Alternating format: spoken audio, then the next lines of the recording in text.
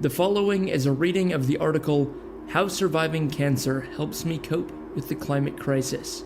It was published to Al Jazeera on the 10th of January 2020. Read by the writer, Katerina Cosgrove. Published here with permission from Al Jazeera. Keep listening to the end for more information.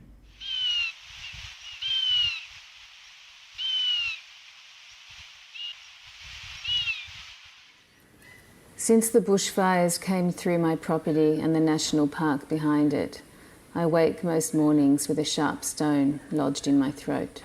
Before I'm fully conscious, my grief is amorphous, hard to pin down. Then I hear my beloved bees in the native banksias beneath my window, their low hum in the few flowers that have survived. King parrots, kookaburras and lorikeets have come back to burned trees after the fires. Mobs of kangaroos have returned to graze in my garden at twilight. They bring their joeys, standing up near their mothers, breastfeeding for hours under my gaze. Tender green shoots spring up at my feet. The twisted, blackened trunks of trees suddenly give way to fresh green leaves so intense they hurt my eyes. This resurgence of life, this regeneration of soil and leaf and flower is mirrored in me. I too have been through the flames. I too have survived.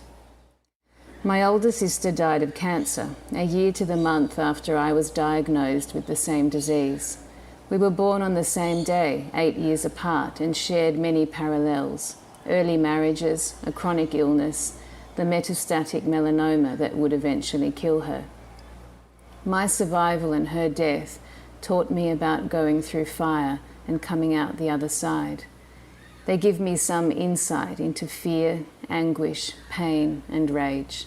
You see, my personal story is intertwined with this land I love, this fragile ecosystem that should never have been colonized by Europeans.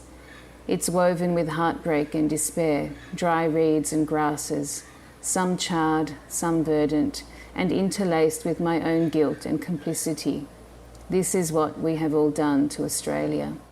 This is what we have done to my small patch of paradise, my biosphere, the entire planet. The fires raging through Australia began in the coastal Queensland hinterland where I live. It was the driest spring in living memory. Neighbours who have lived here for 40 years tell me the ferocity of our fire was unprecedented. In November, the national park behind our house began to burn. When we evacuated, spot fires, fanned by flaming embers, appeared on our lawn, a freight train roar chasing us, pushing reddish-black smoke into our lungs and eyes.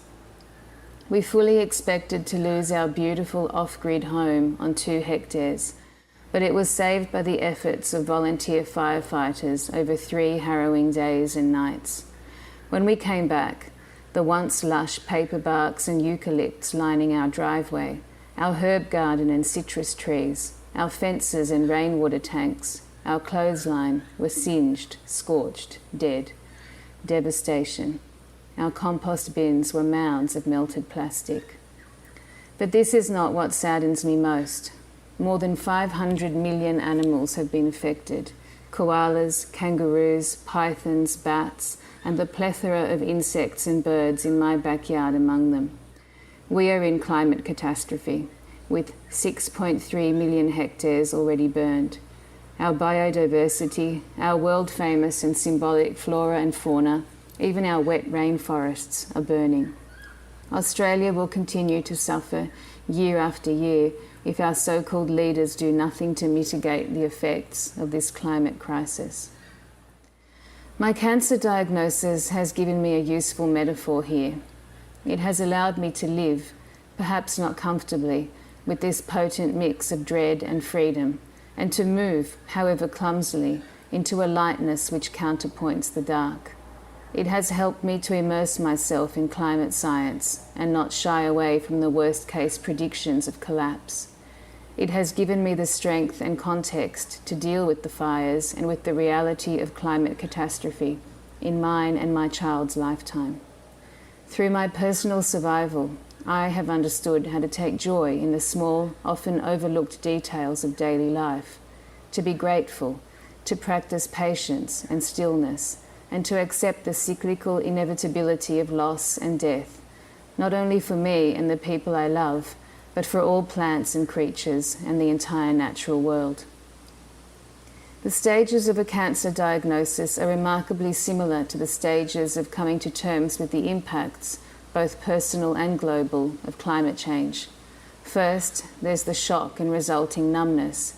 Then there's the busy, frenetically productive coping mode. In the case of cancer, doctors' visits, dietary changes, heightened energy, disturbed sleep. In the case of climate crisis, planting trees, growing food, harvesting precious water, trying to be self-sufficient, educating yourself. Then comes overwhelm, denial, and self-protection. There's nothing I can do, the problem is too big, I give up. And eventually, deep sorrow and breakdown, losing trust in your body and yourself, losing trust in the planet's capacity to nurture and heal, a sick body, a sick biome. And eventually, slowly, over months and years, we can come out the other side into quiet integration, moments of happiness, even peace. These fires have the capacity to transform me in the same way my cancer did. They have the power to transform all of us, to literally turn over a new leaf, to watch the old leaves, our old ideas, our outdated notions, our prejudices and stubbornness and denial, our refusal to see the error of our ways, our disregard for the truth, blister and sputter and reduce to ash, to witness their metamorphosis. These fires can act as a wake-up call to Australians and the world. They can temper and purify us in their intensity, or they will destroy us.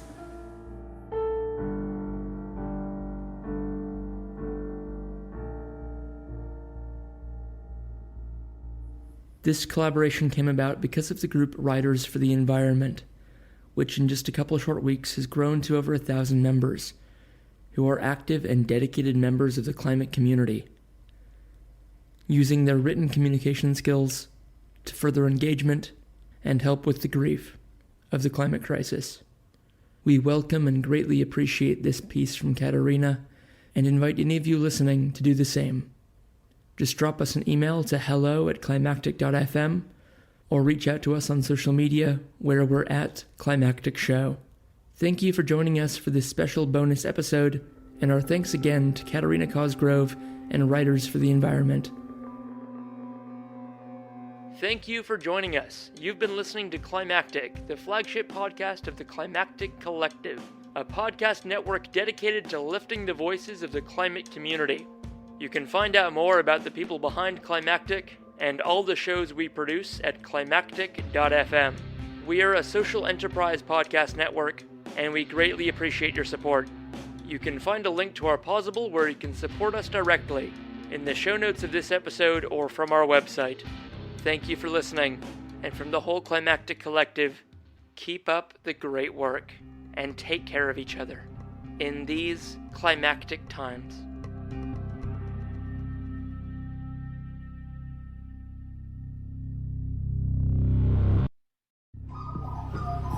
The Climactic Collective.